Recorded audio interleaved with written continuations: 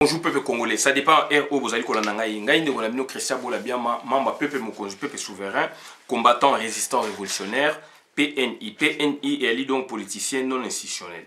Bande Konangaï, Toye Koloba Makambu Oyo, Etali Mboka Nabiso vraiment, et donc Makambu Wana, Ezali Kosala Biso Passi, Passi na motema vraiment, Yango Moni to Telemi pour na Koloba Yango, Soto Lobiango te Moto, Azalité. Bande konangai bola nanga na bokebi penza et puis boka bola vidéo vraiment donc na elengi nyonso tozali ko senga na bino bo comprendre le contexte o tozanango na position oyo ba konzio bazali na kata Congo bazali ko joie lelo to moni gouverneur ya ville à Kinshasa à remettre en cause makambu oyo président na de la République oyo bobengi président donc protocolaire, président protocolaire, donc Bino Bengi est président Nabino, Félix Antoine Tshilombo, président Nabino, Félix Antoine Tshilombo, à Salinini, donc Azumi Kano y a confinement par 2 fois Bomoni Yango, et pour la plupart, Azaki Mikano Malamu en général, puisqu'il y a Liboso, Alobaki a été rectifié. Nandenge oyo ekokai ko sengela mais azangisaki ko kanisa ndenge ni population akolia ndenge ni population akovivre puisque asalaki copier coller donc asalaki babenga copier coller donc c'est-à-dire azu biloko ya kotoyo aye nango a calquer na Congo alors il y a 2 contextes différents, 2 réalités différentes. Après aye ko Mikano yami balé pour na ko isoler ville à Kinshasa d'après ba rapport ya ba scientifique. Ezali qui quand même idée à malamu mais sauf que azali toujours ko bosana que population a ko vivre ndenge nini. Yango biso to senga ki na population il faut ba buka ba magasin ya ba libanais ba buka ba ndaku na bango ba Félix. Il y a Maman Marthe, il y a Kamere, il y a Boé, etc. Pour ne pas vivre, puisque Bulo Kakoli et Zalinde Kuna. Bon Mengo ya Congo, il y a Biso et Zanabanda Kuna Bango. Donc, Tolobaki Yango pour ne relaxer Bango, que donc, Boza Kozwa Mikano, Oyo et Sengeli, mais Boza Kobosana. Pourquoi Boza Kobosana? Puisque Mboke Zali Malamute, puisque gouvernance n'a pas Malamute. Tout sengaki na bango ba réquisitionner ba magasin on les alliés tout le monde a libanais tout le monde a donc tout songolo pa kalaba indien etc. baza ko teni ba grand magasin na kata Kinshasa na kati ya ville à Kinshasa puisque toujours parler na Kinshasa mingi puisque Kinshasa mutu ezalaki isolé na deuxième mesure ya confinement oyo président donc légalisé usurpateur Félix Antoine Tshilombo à Joaki. Mais tolobaki mbongo ya Congo population ko liango mokolonini. Mbongo ya Congo population ko liango mokolonini mais population za ko yoka toujours ke bayiba ki boye 50 millions mabé, 32 millions mabé, 80 millions mabé, 100 millions mabé, etc. etc. Et après te ko yoka gouverneur Gentilini Ngobila ya ville à Kinshasa, puisqu'il s'agit de la ville à Kinshasa en principe, puisque Kinshasa est allé donc confiné, na pensée, na décision au Félix Antoine selon les scientifiques, il y a s'appuyer en tant qu'exécutif. Donc Kinshasa est allé na virus wana, précisément na commune, pardon, ya Gombe, commune ya Kitambo, na commune ya Kinshasa. Au lieu que ça là vraiment donc confinement makasi côté wana ba kene ba ça dépistage côté wana makasi ba boucler et puis ba ça la dépistage puisque confinement déjà ezali donc ba mbila ba ko boucler côté wana tout en 3 jours en 6 jours même pendant le confinement général côté wana donc confinement particulier avec des militaires bazali ko aider bango donc baza donc avec équipe médicale appuyé par des militaires, des policiers, bazali kokota maison par maison, donc pour na kozwa ba résultat rapidement afin koyeba ndeni toko maîtriser malade puisque malade wana ezali ya Afrique te. Malade wana euti libanda eza fabriqué na libanda na climat na biso ekokoka ko résister te. Donc tozali unanime na ba résultat na ba étude oyo ba scientifique à monde ba sali yango pour se MP a démontré que yango ezali malade euti libanda. Bandeko nanga, un autre grand étonnement, quelques jours après, gouverneur ya ville à Kinshasa a eu mikano le contraire. Donc gouverneur ya ville à Kinshasa a eu mikano contraire. Donc a eu mikano à liboso confinement et avec circulation à Batu. Tout ça équipe vidéo bolanda qui a on est étendre eke. Donc à partir de samedi, et de samedi, dimanche, lundi, mardi je pense, confinement.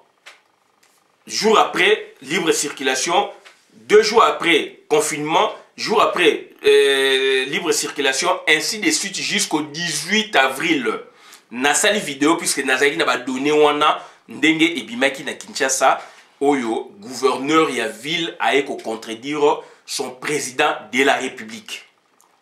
Ce qui est plus grave, gouverneur ya ville a eu ce mikano mususu bande konangai pour reporter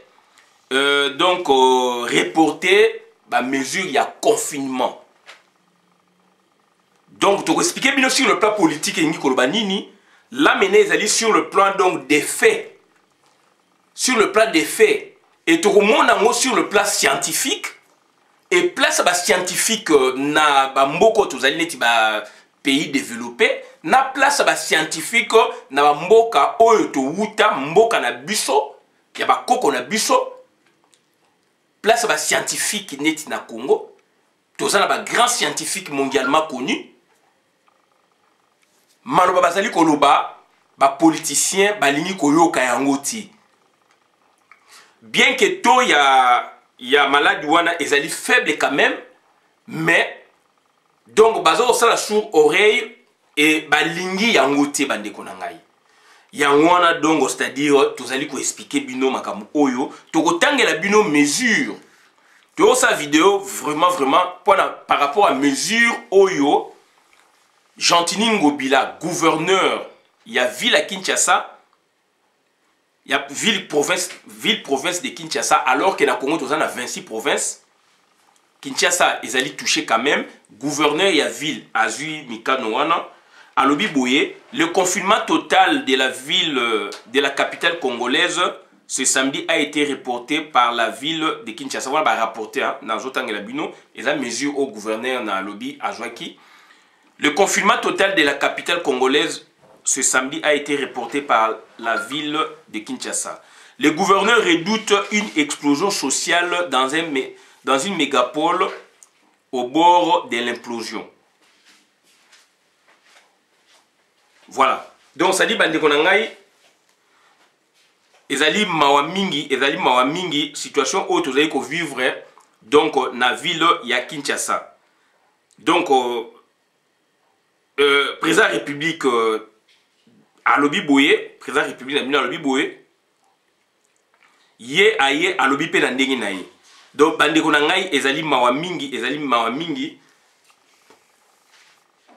mingi situation oyo tozali ko vivre lelo yango wana tokoloba boye est-ce que en temps normal soki mboka ezali normalement bien au regard ya constitution ya mboka mboka ezali bien occupation ezali te toyesa bino occupation bondimaka te yango yo befe occupation Félix Yemope azali ko vivre doublement effet occupation puisque lui-même il est dans l'occupation et baza ko l'accès aussi sur occupation mususu donc ça dit mesure na e balingi ko appliquer yango te donc yango toza ko loba boye en temps normal to kana bien en temps normal occupation ezalité est-ce que un gouverneur de la ville a koki ko joie ou d'une province a ko boya mikano au président de la République azui puisque ezali mikano d'intérêt général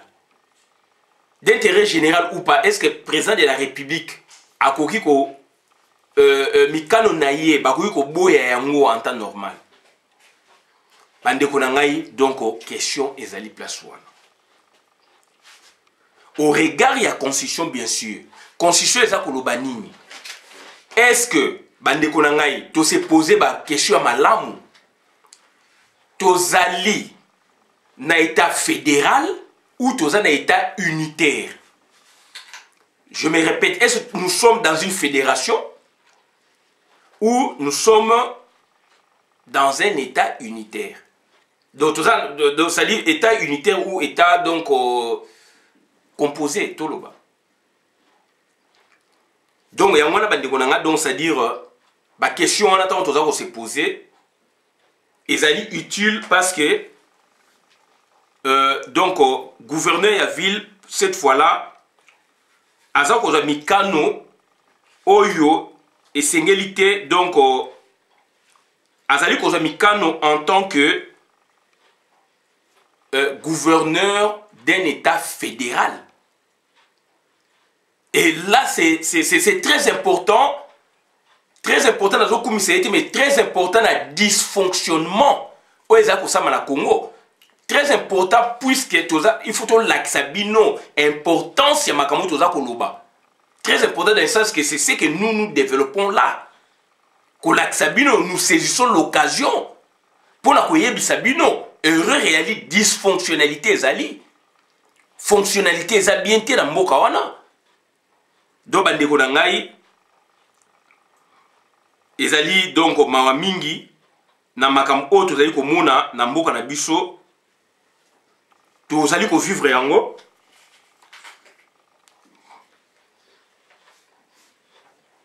tozali komona yango tozali ko vivre yango autant de fois yango moni toye koloba parce que Congo na biso na constitution oyo ya 2006 révisé na 2011 bandeko na ngai Congo tozali jusqu'à la preuve du contraire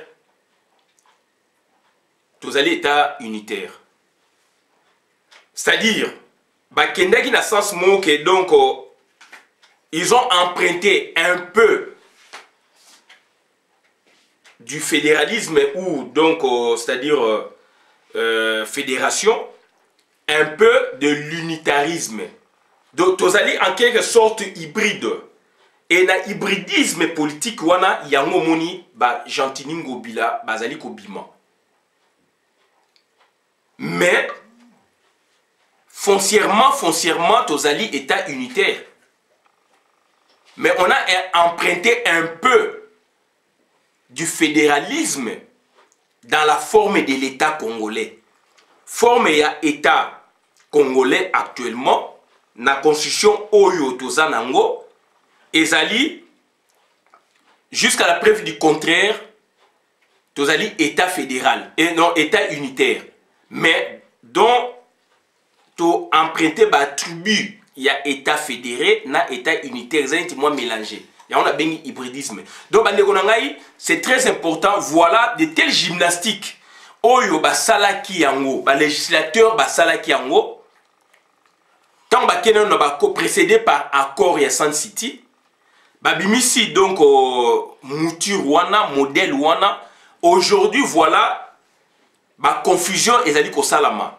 Et ezali ko salama kaka na Jantiningo bilate, peut-être je me suis mal expliqué, mais en tout cas vraiment donc sens na ngezawana, tozali donc c'est-à-dire netina jemoko équilibrisme entre état unitaire, état fédéral nakati, donc c'est-à-dire forme de l'état, soko za na attentionnement malamu te okomona ke neti tozali na état fédéral, mais ce n'est pas l'état fédéral à proprement parler. Puisque état fédéral ezali te modèle oyo eza produit na Congo. Puisque état fédéral s'entend en termes d'autonomie en quelque sorte. C'est-à-dire, na niveau, il y a organisation politique, etc. Organisation politique judiciaire, donc politique judiciaire, politique en général, na politique judiciaire, économique, etc. etc. Moi, gouverneur, il y a province wana surtout que neti les États-Unis beaucoup monango beaucoup na Russie beaucoup monango donc bazalaka na moi maloba ya koloba mais bazali lié tous un cas vraiment spécifique aux États-Unis, bazali lié donc on a monnaie zali moko, bazali lié donc on a armée nationale eza moko, police nationale eza moko, armée eza moko, et puis donc coopération, ministère il y a affaires étrangères ou coopération ezali kaka c'est moko. Bande konangai confusion, il y a un habit que vous foncièrement État, donc c'est-à-dire État unitaire. Mais dans l'État fédéral, batu na batu bazali na makamu o ya bango autonomie ya bango. Biloko e reni bino ezali misatu affaires étrangères, monnaie na police ou armée. Mais par contre dans l'État fédéral, ba domaine nyonso. Donc ça dit domaine dans l'état unitaire domaine nyonso ezali donc centralisé na gouvernement central. Mais dans l'état fédéral, pour me répéter, trois activités wana ou trois secteurs wana nde esangisaka misusu chaque état azozwa mikano pe yaye. Chaque état azozwa mikano na côté justice. Bon moi na état boye peine de mort ba boye yango koto yo bandima yango. Boye toujours un cas de coronavirus n'était à New York bah décréter nini donc c'est à dire enfin donc bah mikano pona donc nino yo confinement mais na ba état mususu donc confinement zate tout le monde batu na ba plage batu ba otamo na bango normalement puisque gouverneur wana na mibeko ya mboka wana eza la conception mususu bazo décider makambo ndenge mususu. Mais bango tout bazana armée moko bazana président moko bazana makambo moko donc c'est-à-dire bazana armée moko mbongo moko donc affaires étrangères moko donc voilà politique nationale eza moko mais na kati moto décider na ndenge na kaya maladie kuna o azu position boya azu position boya donc na Congo tozana état fédéral té mais c'est o eza ko sala naturel officiellement tozana état fédéral té. Officiellement, tous un état fédéral T na Congo. Mais officieusement, ce qui vient de se passer là, ça c'est le fédéralisme Bakotibiso. Et Gentini Ngobila, aboyaki mikano ya président de protocolaire eza lelo te. Liboso président de protocolaire aloba boye Gentini ya boyi yango. Mendeko, o comprenait qu'il y a un mais biso lobaki yango. Peut-être yo olobaki ke donc à reprendre mais à sala boye lelo yo ndeko na ngai tala makambu oyo Gentini position azui pourquoi parce que donc sur le plan de forme déjà nabi donc na fonctionnement de l'état ezope sa bienté ya on abi do tozali donc na fédéralisme de fait tozali na fédéralisme de fait d'après mon entendement à moi. D'autres côté déjà fédéralisme de fait. Makambo eza ko sala manakatanga fédéralisme de fait. Bakata soki katanga soki bato ba bomaka batu kuna baza ko sala ba désordre baza ko tuer batu. Félix a un mot à dire te nakatanga avec Gédéon Kungu. Mais na la télévision lelo bazo parler bino na Beni Butembo etc. Oui na Beni ba problème eli mais na Katanga makambo le kakuna Félix n'a pas un mot à dire na Katanga. Donc ça dit baza ko plonger bino na fédéralisme criant ouvert mais baza ko saisir yango te. Yango titre na ngai eza nini? Titre na ngai ezali titre nange ezali donc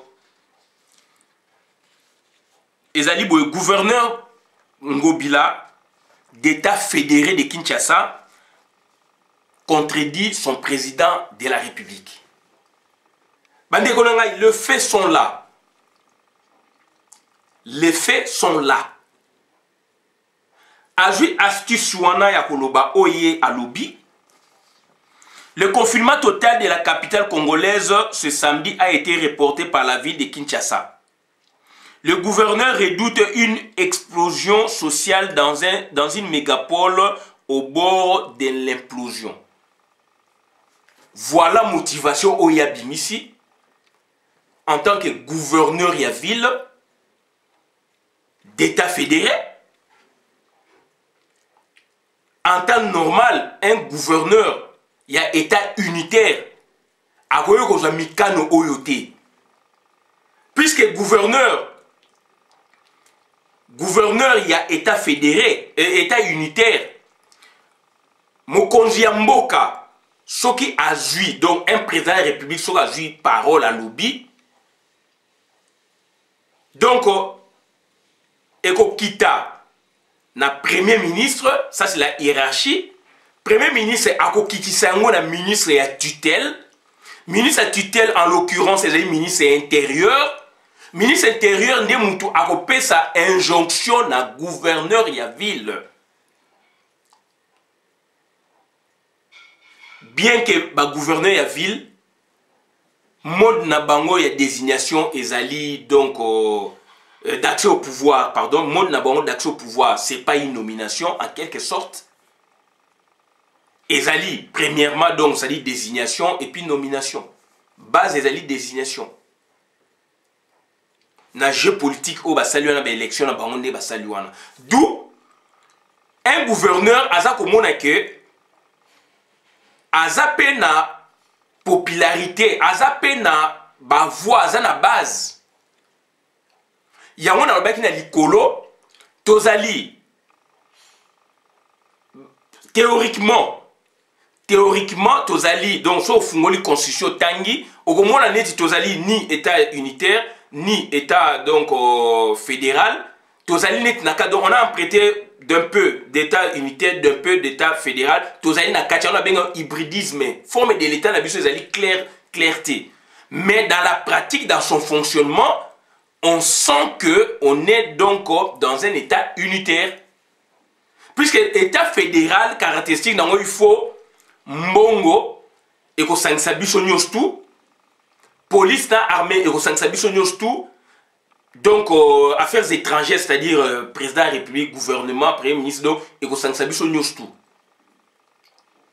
voilà état fédéral makamusu soit ezali autonomie bango moko justice bango moko boye bango moko mais tozali na fonctionnement nango normal na constitution na bino wana tozali donc na foncièrement na état unitaire oyo balingi koyebisa bino polele te parce que na ba discussion na bango on sent que il y avait des fédéralistes batu a tendance donc des tendances il y a état fédéral na batu il y a tendance il y a état unitaire unitarisme donc na fédéralisme donc on sent il y a donc débat il y a combat donc il y a un groupe balinga comme ça mboka on a donc état fédéral et que groupe moko baboyaki balingaki état unitaire d'où on a créé le wana équilibre et déséquilibre na 60 c'était pareil.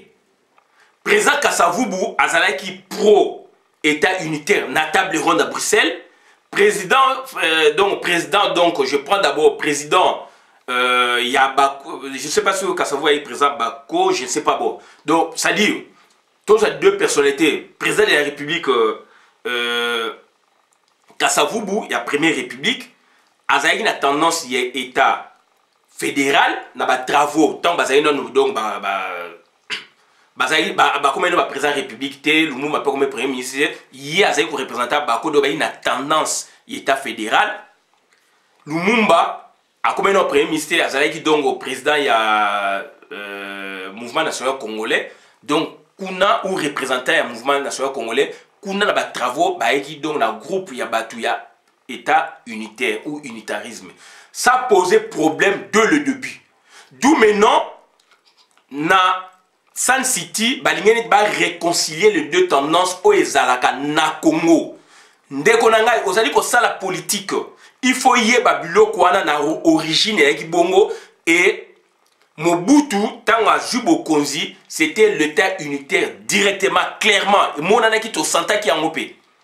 Si ko bango baye na Sun City, ils ont essayé un peu de réconcilier les deux tendances. D'où maintenant la bêtise est là.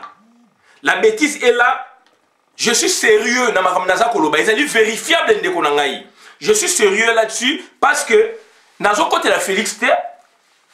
Félix c'est président en Haïti, mais dans ça koloba, ça c'est donc ezali ba matière juridique, ezali ba matière donc il y a droit constitutionnel, ezali ba matière donc il y a droit constitutionnel institution politique, ezali ba matière il y a droit administratif et institution administrative. Donc on a ba conséquences dans ezali donc on a une institution politique. Il y a moka ba conséquences dans qui na ba grand service public de l'État. Donc ça dit quand vous regroupez tout ça, vous avez la lumière, il y a que discerner place mboka na biso ezali ko kende. C'est le chaos total. Il y a ngona bo monaki ba pesineti ba gouverneur wana autonomie mais ba za autonomie té. Donc, ça dit, le fonctionnement de bango aussi quelque part, c'est comme si tu as un fédéralisme, mais tu as un fédéralisme. Par rapport à la caractéristique, n'expliquer bino. Mais alors que, donc, c'est le président de la République qui a parlé. Où on nous amène maintenant? Il y a un gouverneur, donc, c'est-à-dire, Gentiningo Biladon, c'est-à-dire, gouverneur, il y a État fédéré. État fédéré de la ville de Kinshasa. Tout le monde n'en nulle part. Azako évoqué réseau, Azako évoqué Bandekonanga, et ça ko tenir débouté. Là maintenant, il sauve le tout power. Félix Tshisekedi, na mesure ya Zouaki, yango to pesa ki bakano. Soki Azali président de la République. Ya on a dit que Félix y est aussi Azali na katia, donc na katia occupation et balaki si que occupation les a payé donc Gentiningo Bilapé la ki Azali donc plus fort que Félix. Donc Azali aussi na katia occupation. Et occupation, c'est quelque part, mukolo occupation ou bakolo occupation bazali. Donc, bazako jouer, bazako jouer. Donc, ça dit, les locaux, bimisi mécanisme, il faut agir de telle façon. Puisque, vous allez quelque part, na moins liberté, mon boye, droit, mon boye, ko s'exprimer. C'est ainsi que vous voyez, donc, ça dit, Gentiningo Bila, abimi à lobby. Bandeko nangai, biso to kolaki mingi na état fédéral donc état unitaire largement décentralisé. Bien que décentralisation qui n'est pas titi na soukate et que na souka décentralisation mais ça dit que na quitté na transfert à pouvoir et landa quitté. Puisque quand on fait de la décentralisation territoriale, il faut que s'en suive n'est-ce pas le transfert des pouvoirs, de décentralisation des services. On a compris que donc, ça dit pouvoir est toujours concentré et il est toujours dans le centre, dans Kinshasa. Dans le territoire, dans la commune rurale, dans la zone rurale, dans le territoire. Donc, on ne sentait pas le pouvoir. Il y avait l'absence de l'État. Tout a été concentré dans Kinshasa. Donc, voilà un peu le danger au Ezalaki, mais on prônait une bonne théorie. Mais dans la pratique, donc, toujours mon mécanisme à fonctionnement bilo kwanate. Puisque dans les États-Unis, État fédéral, un gouverneur, quand il est élu, il est autonome. Raison pour laquelle Koto Babi Boya le Biboy. Donald Trump a connu que le Baboye dans la matière de Moussoupa Boyango. Puisque ça État naïe. Omoni. Il y a des compétences liées, des compétences exclusives via chef de l'État, mais dans le Congo, ce n'est pas ça. Lisez bien la constitution de notre pays. Seule tendance autour un État fédéral, donc, cette tendance autour un État fédéral et elle a qui même loi fondamentale et qui vraiment la tendance état fédéral donc elle est toujours état unitaire. Dans la loi fondamentale donc elle est toujours état unitaire. Mais état fédéral bandeko nangai donc ezala qui proposition na première constitution Congo au professeur Liaou donc avec le rédacteur en chef.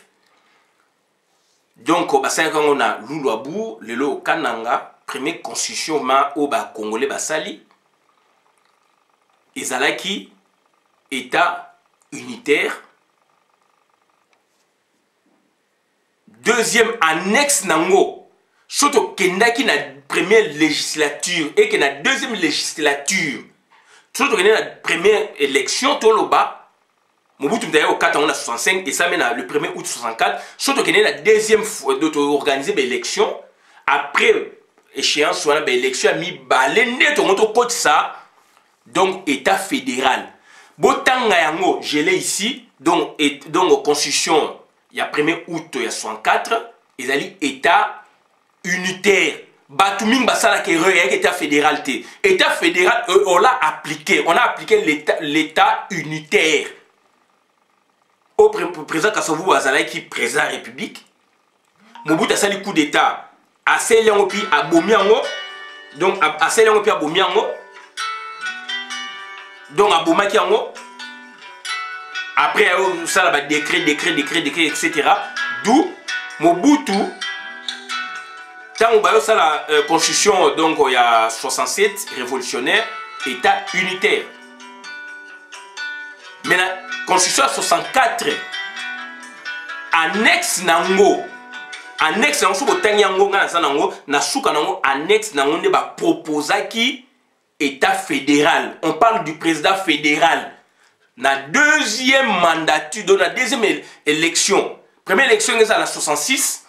Donc, il y a 70, 11, dans la deuxième élection, on a deuxième législature, puisqu'on parle du Parlement, la deuxième législature, dès Toronto Zala, dans l'État donc fédéral. Mais ça la maté, mais ça la erreur.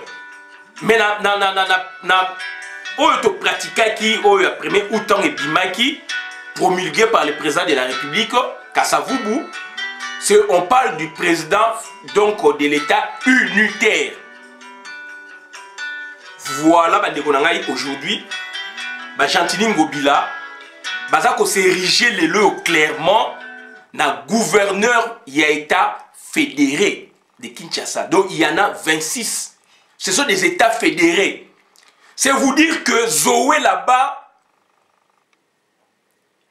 donc ça dit Zoé là-bas n'écoutera jamais les instructions venant d'en haut. Du numéro 1 de la République, de l'exécutif numéro 1. Moins encore de son ministre de tutelle. Donc voilà, bande konangai makamu oto zanango, danger oto zanango na mboka.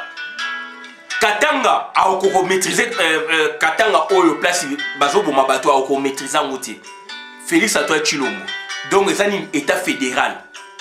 Donc, Makamuto, gouverneur, a la kuna, Makamoye le Kakuna, donc, Etali Félix était. Yazo ko agi na ndenge na ye.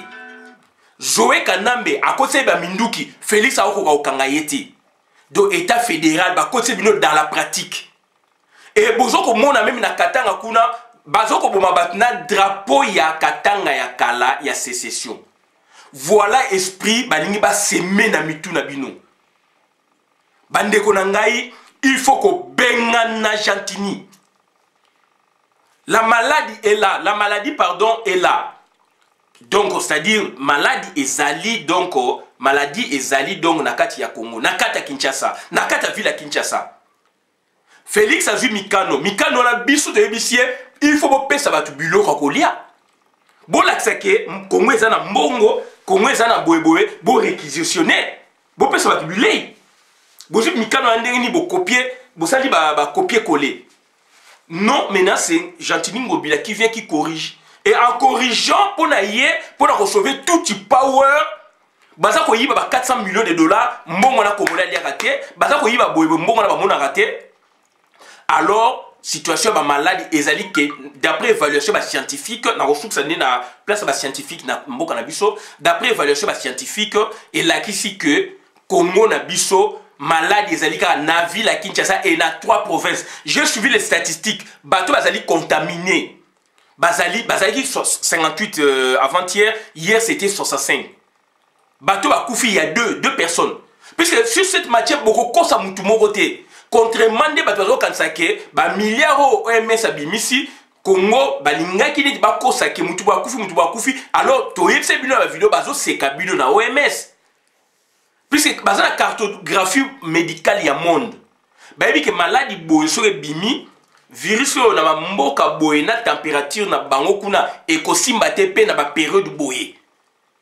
na mboka boye na température boye na période boye ekoki kosimba soki ete bimi awa makasi biloko ne kokufa nango yango moni confinement oyo eza koya bazotinda bato ti na avril pe so bamoni su nini te bakosongisa biso biso balinga babimisa bato ntango moye koya makasi bango mpe barecherche mpe pusani. Je vous ai dit professeur chercheur na monde balobi yango boye donc en Afrique malade wana ekoki koresiste te malade ezouta libanda. Aujourd'hui tozali d'accord na biloko wana nauti kolanda donc mundele moko médecin moko boye ndenge camarade ne azali guéri donc na chloroquine etc. asali aussi cartographie donc ba statistique y Afrique asali ba tirer ba conclusion na Burkina Faso boye na boye donc ça dit dans l'ensemble en Afrique bato bazali donc contaminé il y a 500 personnes il y a ba mort bato bakufi moins de 50 puisque ça dit par rapport à climat et bato na mingi bakufi wana o bazali contaminé baza mingi bautaki libanda nde bayi. Donc normalement ils ont maladie africaine. Donc ceux qui basent par exemple batie 10 millions, Ghana a 100 millions de dollars pour aussi sa qualité na maladie wana. Mais toujours quand même ça on a Ghana mais ba affecté fonds pour la recherche pour la makamboui, pour la lutter contre biloko wana. Bilbo tia 1 million 800. Alors au kabela ba chéri na montre no yo moko Félix ozola ta ba 500 000 dollars. Donc bato bazali contaminé beaucoup ko zobon baza 58. Puisque les statistiques sont obima et ça peut les statistiques on a comparablement donc on a des pays moussoussou et ça normal. Donc voilà nombre de total de contaminés cas confirmés 81 nouveaux cas 16 importés 10 locaux 6 inconnus 0 il n'y a pas de morts donc voilà yango ba statistique yango to check Kinshasa yango. Je répète, hier il y a eu 65 et ben il a augmenté. Nombre total de cas confirmés 81. Beaucoup de Kinshasa, beaucoup moins la RTNC. Nouveau cas 16. Hier il y a eu 65. Donc voilà, donc 65 donc plus 16, 81 cas importés. Eux ou qui banda 10, ba locaux 6. Bande konangai, ba locaux 6. Inconnu 0. Jusque là qu'on aura virus et bomi moins de 10 personnes na Kinshasa. Ba statistique est bimi. Vidéo oyo vous avez na ngwana wapi oyo mundelo azolo baona. So ça na botika. Donc ça dit voilà. Donc il y a une vidéo oyo docteur ya mundele a sa statistique na monde et na Afrique. Bande ko na beaucoup de statistiques ils livré ya 1RB. Ils livré. So tali na Burkina Faso ba statistique est bimi na Burkina Faso pe za à peu près ngwana. Hier je vous ai dit qu'il y a 65 avant-hier avec 58, les commis 81. Ce sont des statistiques, ils ont bien yangoyo. Donc nouveau cas est commis 16. Dit. Na mbongo bili ko sana ngwana. 81 personnes beaucoup ko so bango te quelque part bo tche bango confiné bango. Et puis bo lande bango ba traitement ba soins médicaux vraiment il y a bien. Comment expliquer bo lingi ba kufa, ba tebele ba kufa et puis il y a que 3 communes. Il y a que 3 communes. Et Gentini Mobilesco puisque nombre on a Ezali Moukieg 65, Gentini Mobile maintenant qu'est-ce qu'il fait maintenant à Fungoli. Alors confirmé il fallait continuer nga na pesa proposition boza na mbongo eza la commune à Gombe bosa la statistique ba statistique e bimioana. Ba statistique ya ngone ezali. Voilà donc la statistique ezali wana. Na niveau national eza 0,6 na niveau 0,603. Na niveau donc ya Kinshasa 0,637. Yango ezali awa. Ezo bima wana donc fiscal. Non, wana ya makamususu mais statistique donc on a eu bino eza côté mususu wana makamususu bino. Donc bande ko ngai. Bokota na Kinshasa bokomona ba statistique ba cas contaminé bolanda yango na Afrique ezali comparable na Mali 0, balobi Mali 0. Niger 2 personnes. Et il y a moins de morts. Donc, ils ont dit que la politique à Makassi, Batouana 81, beaucoup de bango, l'État a réquisitionné bango si on peut employer des termes pareils. Botier bango na condition à bien, pareil réanimateur il y a bien, médecin bazali, bako s'occuper na bango. et bosali ba dépistage malade wana boko silisa yango puisque ba avion ba nini ba transport bo confiné Kinshasa. Les gens maintenant avec cette politique là ba to bako circuler normalement. Voilà. Si donc au fungoli puisque vous avez implosion, le confinement total de la capitale congolaise ce samedi a été reporté par la ville de Kinshasa. Le gouverneur redoute une implosion sociale dans une mégapole au bord de l'implosion. Mégapole au bord de l'implosion. Pourquoi? Parce que vous avez l'argent. Il y a 2 jours, on a des statistiques, puisque j'ai suivi un bilan. Biloko toyoka iboboto la nango bien scientifiquement. Tolani ba mboka belé, ba résultat to mona ba mboka mususu. Yango to mona yango pe na ville à Kinshasa. De to mona yango pe docteur un savant un éminent professeur Mouyembe spécialiste en la matière, alobi bien ezali donc na 3 communes. Et puis ezali nini moko importé. Il a dit ça. Partout to koyoka eza bongo. Recherche pour ça 1 million, 1 million 800. Et chloroquine, bus de col de chloroquine, na nivaquine. Et ça, il y a un bâtiment, mais le Congo, le bazar a raison. Bazar a raison. Pharmakina a 35 millions de dollars pour travailler. Donc, Abim, ça va produire et 35 millions de dollars. Félix Abim, mon exalité. Mais Félix, n'a moi, c'est bazar ko soma banda, ko caméra, n'a moi, c'est bazar ko soma banda, ko ndenge balingi. Bazar ko yiba mbongo, nyake ou sexe. Koyiba Mbongo, Olive Lembe, Koyiba Mbongo, Kabila, ça a plus de 50 milliards. Azeres Oubela, sauf 20 milliards. Kamer, 2 milliards, sont combien de habité. Rougui, ça sont combien de milliards. De ce qu'on Mbongo ya Ngo ba Congolais, ba Kolia, quand bateau bazali contaminé, bazali 81. Sauf aujourd'hui 81, on a beau traiter bango malamu, maladie na Kinshasa, ikelevé. Mais bolingité, si vous avez fungola batou, hier j'ai suivi c'était 65. Avant-hier c'était 58. Donc au fur et à mesure, ils ont poussé. Au lieu qu'il fait kitaka et kitaka. Donc bandekonangai tozali na état fédéré. Toujours na sujet na biso mozino tozali état fédéré. Donc c'est-à-dire un président de la République qui parle, un gouverneur vient donc c'est-à-dire les contredire. Alors, président de la République, le gouverneur pour Loba, donc il faut quitter, ministre à tutelle, premier ministre à tutelle, toujours mon amour, exercer tout mon amour, n'a pas tout. Classicisme politique, il y a République et Zali, président de la République à lobby, premier ministre à Loba, en lien avec le président de la République, ministre à tutelle à Loba, en lien avec la politique à gouvernement. Gouverneur à Bimiwapi. Gouverneur à Bimiwapi. Beaucoup de monde a maire, il y a Anne Hidalgo, maire à Paris, à Roya-Koloba. Ou bien responsable du département, non, ils ont raté. Là, c'est l'usurpation du pouvoir. Tout ça, c'est quoi? C'est la Kabylie. Pour défier Félix Antoine Tshilombo, n'a pas guéguero basanango lelo Kabylie na Félix ou quoi, on ne sait pas. Jantine Salakango, tout le monde a yango, pour na kolaksake, Félix a pouvoir te. Mais aujourd'hui, il y a un domaine sanitaire. De batouana balingi yote, balingi yete, balingi yete, kunate, balingi tokufa, bokufa. Donc, voilà, on a eu Sabino na Suki Awa, bon, la vidéo, madame, na compte communauté, mais position scientifique, c'est quoi, Ezawapi. Donc, makamutu, ba floué, makama, scientifique. Donc, la scientifique, dans cette vidéo, si vous avez scientifique, dans la famille, vous pouvez bango place, bas s'exprimer. Dans la société, vous pouvez bango place, bas s'exprimer. Beaucoup aussi que vous avez scientifique. Pour ces mouillés, une équipe na bande ko ba travailler ensemble, ba la kisi bino donc makambu e sengeli basala. Ba ninga na bango wana be bande ko na bango ba sali betude ndenge moko na bango pe o lemsu ya biso pe ba leki bango na ba poto baza ko yoka ka bango. Bazali ko yoka bango nde l'état alandi makambo bango ba lobby. Bino kuna donc scientifique à lobby.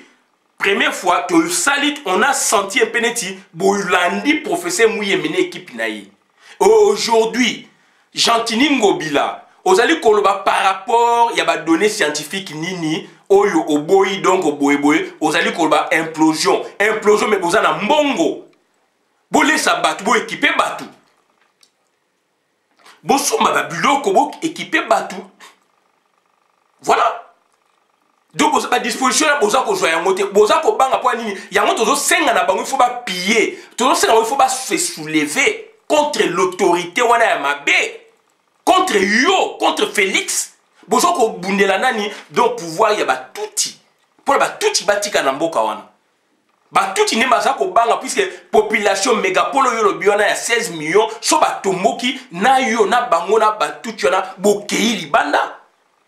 Yango sko zo ko zo ba mesure moniti ko alléger sur la population bazali mieux informé pour na bango ezali bien c'est-à-dire bino bolandi souhait aux populations balingi baya ba chaye ba teka na bango ba vaka autour du jour yo gouverner sko sali biloko na puisque bolingi teke bango ba comprendre mokili ndenge zo kende dans notre état malade ezali ko baksam 16 personnes bazali contaminées ko bana hier na lelo 16 personnes.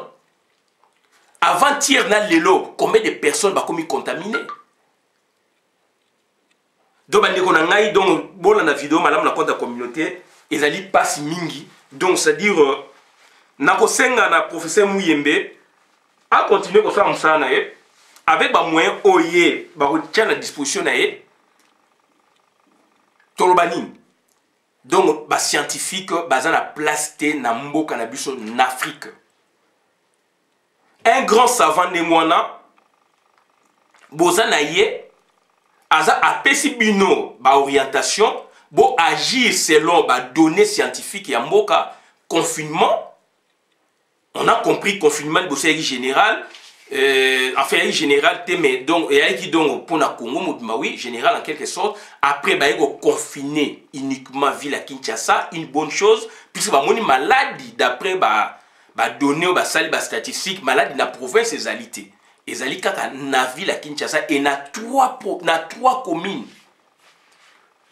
et na 3 communes il y a aujourd'hui 81 personnes mais il y a 81 te ba yaki na nombre d'assez de bureau qu'on a bandé qu'on a beaucoup quoi ça la yangote ba statistique ezali fiable puisque to landi ba mboke belé Burkina Faso Algérie boé to moni Algérie, il y a eu 17 morts sur 171 contaminés. 17 morts. Bamboka moussou 0, moussou boé, puisque bazako respecte mi beko. Pour ce mouye bazali wana azali ko loba, azako se décarcasser, ko se vertueux pour na mboka. Bolin ko yoka été. Bozako agir selon votre bon sens. Bande ko nanga soto ko sala ndenge ni na mboka boé. Président République à lobby, gouverneur à lobby, puisque c'est le gouverneur maintenant qui a le pouvoir, c'est son pays, c'est son État. Donc nous sommes dans un État fédéré. Je vous remercie pour la vidéo, madame la compte de la communauté. Merci, Christian Boulabia, maman, ma peuple, mon cause, peuple souverain. Merci. Combattant, résistant, révolutionnaire. Merci. PNI, politicien non institutionnel. Merci.